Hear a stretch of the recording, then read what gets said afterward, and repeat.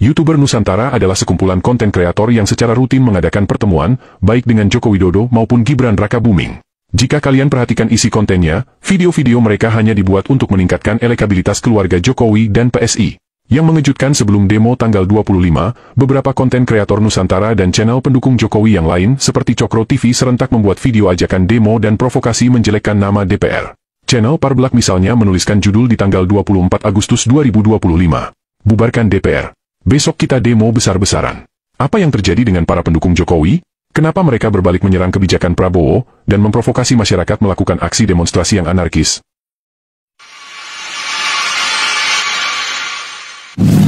Ya, berhenti aktivitas gitu ya. Gitu, tambahin. Udah jada? Tambahin perdana. Oh enggak. Jadi gini, YouTuber Nusantara tidak mungkin bisa seperti ini tanpa adanya Tol Langit. Jangan lupa itu. Yes. Itu adalah buatan Bapak Joko yang luar biasa. Ya. Masih ingat wanita di tengah ini?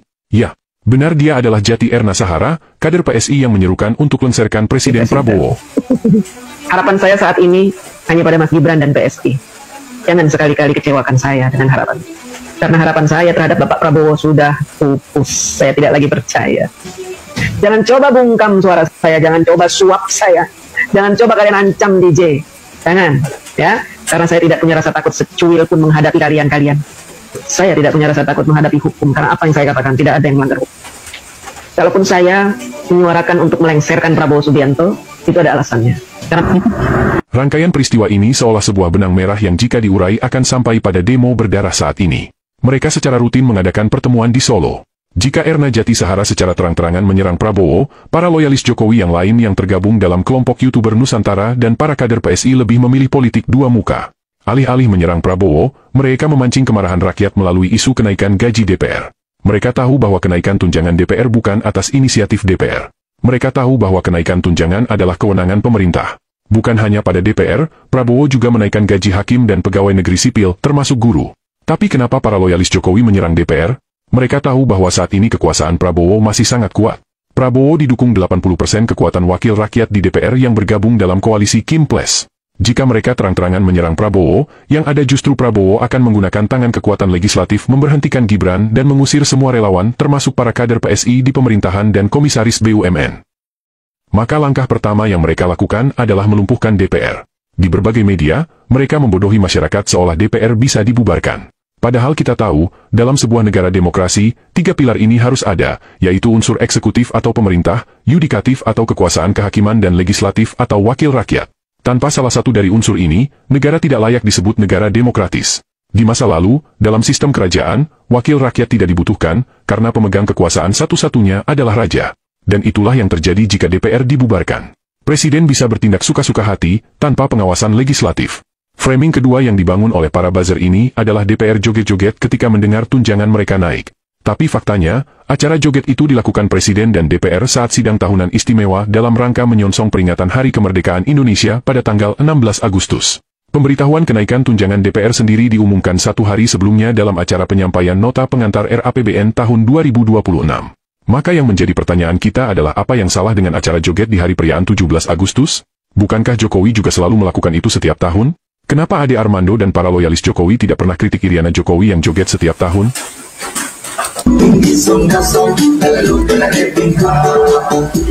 Bukan hanya pada saat perayaan 17 Agustus, Jokowi dan Iriana bahkan mengadakan peragaan busana di kalangan kabinetnya di halaman istana sambil joget-joget di saat utang negara sedang menumpuk.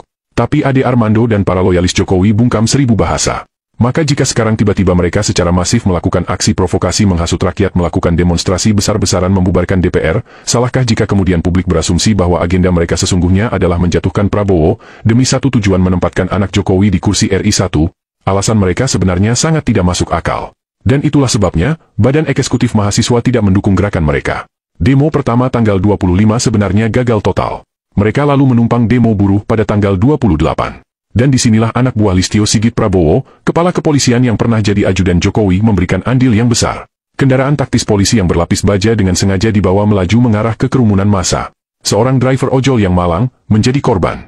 Jika bagi sebagian besar rakyat Indonesia merasa prihatin, tapi bagi para penggagas demo, peristiwa ini adalah angin segar buat mereka. Kekuatan massa bertambah dan tingkat kemarahan pun meningkat.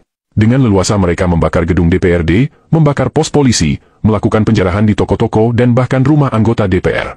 Terbaru, sebuah gedung bersejarah di Surabaya juga ikut dibakar. Apakah demo anarkis ini masih sesuai semangat reformasi sama seperti tahun 1998? Tentu saja jauh berbeda.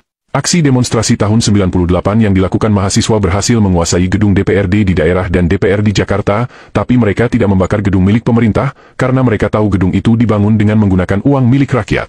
Bumi hangus aksi demo antara tanggal 28 sampai tanggal 30 dan entah sampai kapan berakhir hanya bisa disamakan dengan aksi gerakan G30 SPKI di tahun 1965. Ya, di Makassar, mereka membakar warga sipil, sesuatu yang tidak pernah terjadi dilakukan oleh warga sipil yang melakukan demo menyampaikan aspirasi. Biasanya, hanya aparat yang berlaku kasar pada masyarakat sipil, tapi demo yang diprovokasi para buzzer ini adalah demo sipil membantai sipil. Maka tidak ada tindakan lain yang paling masuk akal untuk dilakukan Prabowo saat ini. Demi mengamankan aset negara dan melindungi nyawa masyarakat tak berdosa, Prabowo harus bertindak tegas. Tangkap dan penjarakan para buzzer, provokator aksi demonstrasi, dan termasuk donatur mereka. Ibu, selamat sore. Ini ada apa saja yang dibawa? Ibu boleh kenalan dari mana? Ini dari namanya siapa, dari mana Ibu? Oh, jangan saya. Ya, ini kalau kita bisa lihat, mereka ini membawa berbagai macam makanan, ada minuman, kemudian ada nasi juga, kemudian ada makanan ringan yang Ada yang kenal ibu ini? Kenapa dia pakai masker dan menolak untuk diwawancara? Apakah dia adalah salah satu aktor yang kita bicarakan di video ini? Siapa yang membiayai logistik untuk pendemo? Dan apa motivasi mereka menyediakan makanan untuk massa yang membumi hanguskan gedung-gedung yang dibangun pakai uang rakyat dan bahkan membakar rakyat sipil tak berdosa?